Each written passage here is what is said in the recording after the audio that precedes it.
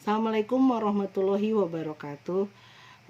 Untuk pertemuan kali ini yaitu pertemuan keempat ya, yaitu kita bahas tentang metode simplex.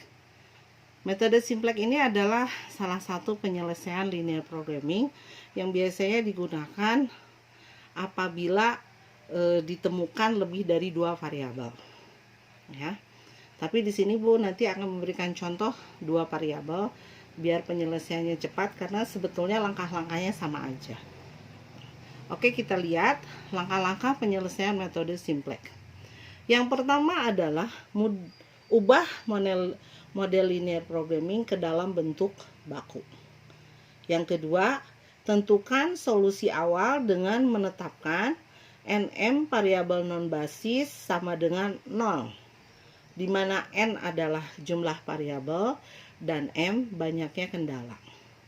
Yang ketiga, ubah kendala lebih kecil sama dengan atau lebih besar sama dengan, ya itu pertidaksamaannya, menjadi persamaan atau menjadi sama dengan menambahkan variabel slack ke sisi kiri kendala. Nah, semua kendala berupa persamaan dengan sisi kanannya non negatif.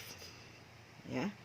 Selanjutnya adalah nomor 4, pilih entering variabel di antara yang menjadi variabel non basis. Di sini dipilih yang paling negatif. Jika nilai di atas 0, maka solusi sudah optimal.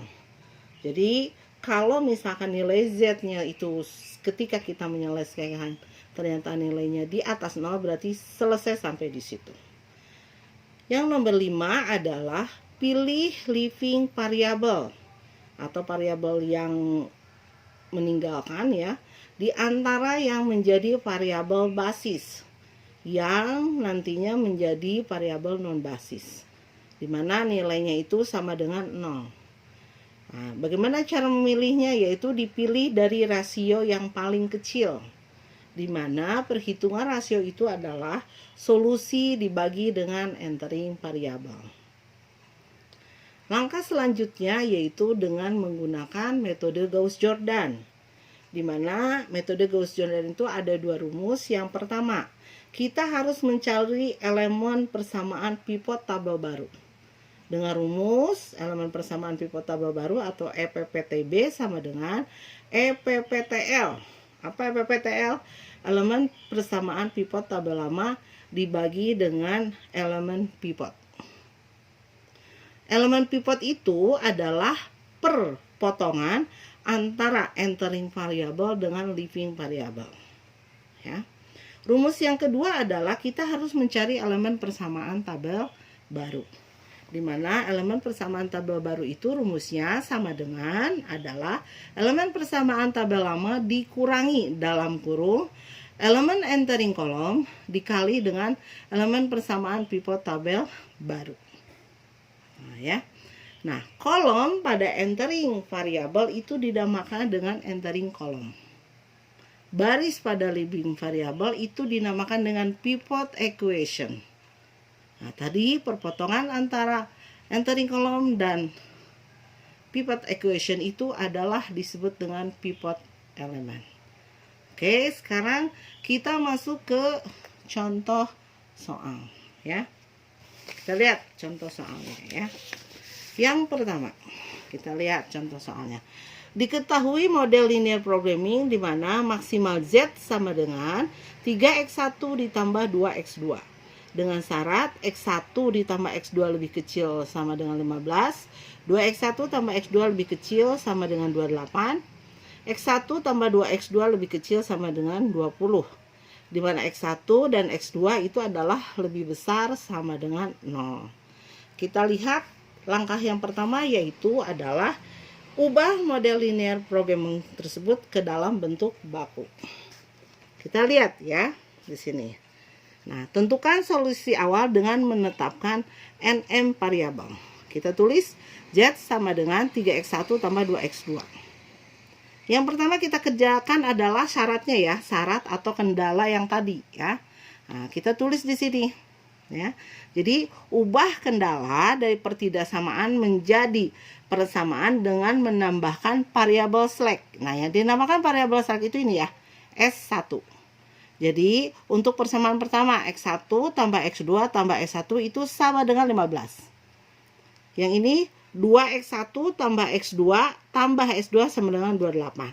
Nah, yang ketiga kita tulis X1 ditambah 2X2 ditambah S3. Itu sama dengan 20. Ini untuk kendala. Nah, ini nanti ditambahkan di fungsi Z-nya menjadi 0S3. Maka si fungsi tujuannya itu berubah menjadi Z minus 3X1. Jadi yang di sebelah kanan dipindahkan semua ke Z. Dikurangi 2X2, dikurangi 0S1, kurangi 0S2, dan dikurangi 0S3. Inilah yang dinamakan bentuk baku. Ya. Jadi bentuk bakunya ini persamaannya, ya. Ini kendalanya. Ini adalah bentuk baku, ya. Nah, langkah selanjutnya kita akan membuat tabel simplex awal. Nah, tabel simplex awal itu dengan memindahkan fungsi tujuan dan kendala tadi ke dalam satu tabel.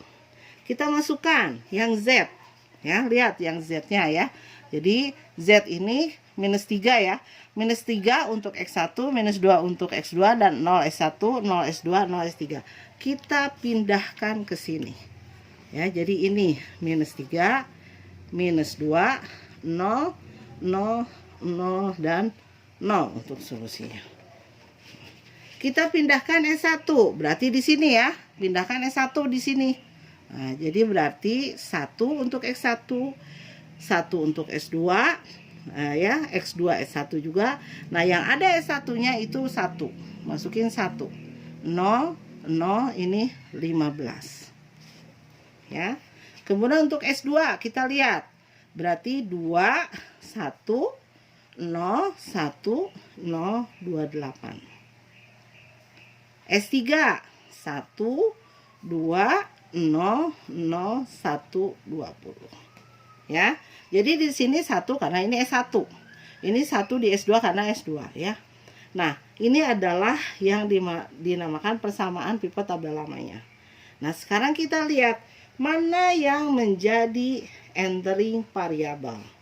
Yaitu di situ persyaratannya pilihlah yang mempunyai nilai paling negatif di antara variabel non basis. Yang dinamakan variabel non basis itu adalah ini, ya. Ini adalah variabel non basis. Ini ya. Ini adalah variabel non basis. Ya. Dan ini adalah variabel basis. Ini adalah variabel basis. Kita pilih mana yang paling negatif. Yang paling negatif adalah ini, ya. Maka ini disebut dengan entering, ini ya, adalah entering variabel. Ya. Jadi variabel X1 itu yang nanti akan berubah menjadi variabel basis. Nanti posisi ini akan pindah di sini nih. Ada yang masuk berarti harus ada yang keluar. Nah, bagaimana caranya mencari yang keluar? Maka kita bikin yang tadi perhitungan dengan rasio. Rasio itu adalah rumusnya solusi dibagi dengan entering variabel. Kita lihat, berarti ini 15 dibagi 1 sama dengan 15. Ini ya enteringnya. Nah, ini 28 dibagi 2 berarti 14. Ini 20 dibagi 1 berarti ini 20. Ya. Nah, berarti yang paling kecil adalah 14. Nah, ini 14 ini ya di sini ya. Inilah yang menjadi living variable. Oke. Jadi ini adalah living variabel. Ya. Nah, living variabelnya itu adalah S2, ya. Nah, kalau ini entering variabelnya adalah X1. Jadi X1 ini adalah entering variabel. Nah, Ini angka-angka yang ada di entering variabel inilah ya. Inilah yang dinama entering column. Nah, ini angka-angka yang ada di living variable ini namanya pivot equation atau persamaan pivot. Perpotongan antara entering variable dan living variable itu dinamakan elemen pivot. Nih, ini yang dinamakan dengan elemen pivot. Ya. Nah, Ibu harapkan dari sini udah paham ya. Nah, sekarang kita masuk ke metode Gauss-Jordan ya. Nah, kita bikin lagi, yaitu bikin dengan menggunakan tabel iterasi pertama ya. Nah, nanti ya kita lihat. Nah, di sini kita lihat dulu. Nah, kita akan mencari ini dulu ya. Jadi, mana yang menjadi pivot ininya ya, elemen pivotnya ya. Nah, kita lihat metode Gauss-Jordan. Yang pertama adalah kita akan mencari elemen persamaan pivot tabel baru ya. Nah, elemen persamaan pivot tabel baru itu yaitu dicari dengan menggunakan persamaan elemen pivot tabel lama ya. Nah, gini ya. Nanti kita lihat dulu ya. Nanti kita lihat dulu elemen persamaan pivot tabel baru itu sama dengan elemen persamaan pivot tabel lama dibagi dengan elemen pivot. Nah, tadi yang menjadi living variable adalah ini. Berarti ini adalah elemen persamaan pivot tabel lama. Kita bagi dengan elemen pivotnya, yaitu dibagi menjadi dengan angka 2. Maka ya, tadi ini masuk ya. Maka ini menjadi masuk nih, menggantikan posisi S2 yang tadi ya. Jadi S2 ini diganti menjadi X1. Karena ini adalah living variable, maka kita harus cari dulu ya elemen persamaan pivot tabel barunya. Yaitu dengan cara membagi dengan elemen pivot. Kita bagi. Kita cek ya. Ini kayak kasih garis aja. 2. Ini kan elemen pivotnya. 2 dibagi 2 berapa? 1. 1 dibagi 2 setengah ya. Jadi ini 0 dibagi 2 0. 1 dibagi 2 setengah. 0 0. 28 dibagi 2 14. Ya. Ini adalah elemen pivot tabel baru. Nah, kita masuk ke rumus yang nomor 2 dari Gauss-Jordan, yaitu kita bikin elemen persamaan tabel baru. Jadi ini kan harus diisi nih, yang Z yang kosong ini ya. Ini harus diisi. Nah, itu rumusnya dengan menggunakan metode Gauss-Jordan yang nomor 2. Yaitu elemen persamaan tabel baru sama dengan elemen persamaan tabel lama dikurangi elemen entering column dikali elemen persamaan tabel baru. Kalau Ibu caranya begini. Nanti kalian bebas pakai cara apa. Sekarang Ibu mau ngisi yang Z. Nah, Ibu isi dulu ya. Rumusnya yang pertama adalah elemen persamaan tabel lama Z. Kita lihat di tabel yang sebelumnya. Nah, tabel Z persamaannya angka-angkanya berapa aja. Nah, ini kita masukkan di sini. Jadi yang X1 kan minus 2, minus 3, minus 2, 0, 0. Kita masukkan dulu. 0, 0, 0, 0. Nah, kalau Ibu begini ya. Ini adalah elemen persamaan tabel lama dikurangi elemen entering column. Nah, kita lihat elemen entering column-nya adalah, nah, lihat di Z. Berapa? Z yaitu minus 3. Maka kita masukkan minus 3 di sini. Ini semua sama ya. Jadi minus 3, minus 3, minus 3, minus 3 juga, ini minus 3 juga. Ini dikali. Dikali apa? Dikali elemen pivot persamaan tabel baru, yaitu yang ini. Ya. Nah, jadi ini semua kita masukkan di sini. Jadi 1 untuk ini setengah, S1 0, S2 setengah, ini 0, ini 14. Maka ini akan didapatkan hasil. Nih, awas hati-hati, kalian harus teliti di sini ya. Minus 3 kali 1 pasti minus. Minus dikurangi ya. Minus dikali minus positif, berarti ini 0. ya. Karena ini kan di sini minus ya. Nih. Ini rumusnya ya. Jadi elemen persamaan tabel lama dikurangi elemen pivot dikali dengan ini elemen pivot pada entering variable ya. Elemen entering variable dikali dengan persamaan pivot tabel baru ya. Ini 0, ini minus setengah. Nah, ini tinggal ini 0 ya. Berarti ini 0. Ini positif ya. Positif 3/2. Ini 0. 14 dikali ini 42 ya. Minus kali minus positif berarti ini 42. Ini dimasukkan ke sini ya. Jadi ini 0 minus setengah 0 3/2 0 4/2. Nah, kita lihat kalau Z masih minus berarti ini solusi belum optimal, pasti ada iterasi kedua. Nah, selanjutnya untuk S-nya kalian bisa kerjakan sendiri ya. Berarti ini untuk S nih. Kita lihat S, misalkan tabel lamanya yaitu 1 1 1 0 0 15. Ini untuk S-nya ya. Nah, kemudian kita kurangi sama aja ya. Nah, kita lihat di sini ya S berapa? Yang kedua yaitu 1 ya. Kita masukkan 1 kali ini sama elemen persamaan pivot tabel baru yang ini ya.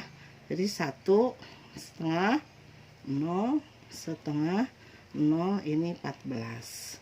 Kemudian nah, ini tinggal dikalikan, maka hasilnya adalah ini 0 ya. Ini dikali ini berarti ini setengah, ini 1 ya. Ini minus setengah, ini 0 dan ini adalah 1. Nah, ini S1 tinggal dipindahkan ke sini ya. 0 setengah 1 minus setengah 0 1 dan seterusnya. Kalian kerjakan ya yang S3 sendiri. Pokoknya hasilnya ibu udah menghitung. Ini 0, ini 3/2 0 minus setengah, ini 1, ini 6. Nah, setelah ini sama. Jadi langkah selanjutnya, karena ini masih ada minus, berarti ini belum optimal. Kita cari yang paling negatif di Z. Berarti ini adalah entering variable. Ya, cari living variabelnya dengan cara rasio. Kita lihat ya. Nah, berarti ini 1 dibagi setengah. Berapa 1 dibagi setengah? Berarti 2. Ya kan? Ini 14 dibagi setengah. Berarti ini 28. 6 dibagi 3/2. Berarti 4. Nah, mana yang paling kecil? Yang paling kecil adalah 2. Maka inilah yang menjadi ya living variable. Selanjutnya sama. Kita lihat ya, berarti X2 masuk. Maka di sini tulis nih X2 karena X2 yang masuk. X1 dan S3. Oke. Nah, sekarang kita cari dulu yang menjadi elemen persamaan tabel barunya. Ya, jadi langsung ke metode Gauss-Jordan. Karena ini yang masuk X2, maka kita langsung X2 di sini. Berapa ininya? Kita lihat di sini, yaitu setengah, ya. Jadi di sini yang menjadi elemen pivotnya adalah ini, yaitu setengah, ya. Nah, kita masukkan dulu nih yang menjadi elemen pivotnya. Berarti 0 dibagi setengah berapa? 0, ya. Berarti 0 dibagi setengah adalah 0. Setengah dibagi setengah 1. 1 dibagi setengah 2. Ya, minus setengah dibagi setengah berarti minus 1. Ini 0, 1 dibagi setengah itu sama dengan 2. Ya, ini adalah yang dinamakan dengan elemen pivot tabel barunya ya. Jadi biar kalian nggak pusing. Nah, ini sama. Persis perhitungannya seperti yang tadi ya. Jadi kalian cari lagi. Nah ya, berapa? Jadi cari untuk X1, untuk Z, untuk ini. Misalkan dengan Z Tapi jangan salah ya, nanti tabel lamanya itu adalah tabel iterasi pertama. Jadi jangan sampai tabel lamanya itu sama kalian dimasukkannya adalah tabel iterasi yang awal. Tapi ini adalah tabel iterasi yang pertama. Nah, kita lihat tabel lamanya itu yang Z adalah 0, minus setengah, 0, 3/2. Jadi ngambil dari sini ya. Jadi tabel iterasi pertama.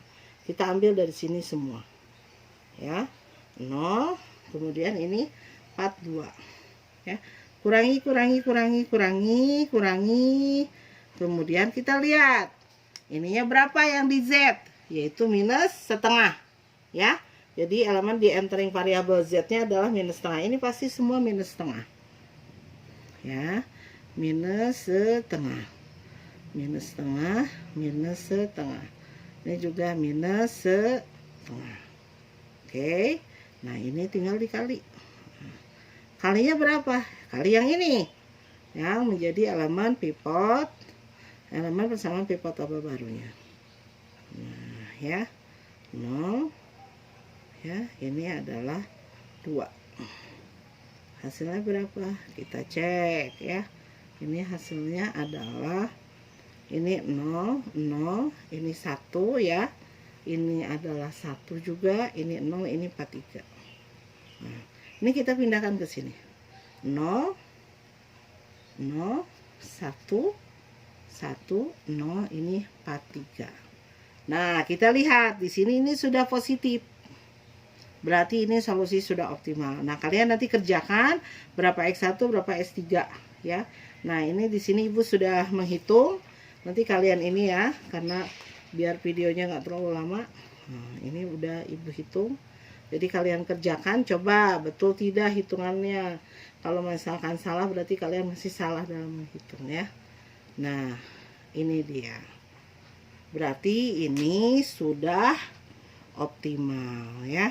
Sudah optimal dengan Z 43, X1 13 dan X2 sama dengan 2. Begitu penyelesaian metode simplex. Ini masih gampang ya, hanya sampai iterasi kedua. Biasanya bisa sampai iterasi ketiga dan iterasi keempat. Oke, video untuk penyelesaian metode simplex sampai di sini. Nanti kalau ada pertanyaan kita bahas di WhatsApp grup. Terima kasih. Wabillahi taufiq wal hidayah. Wassalamualaikum warahmatullahi wabarakatuh.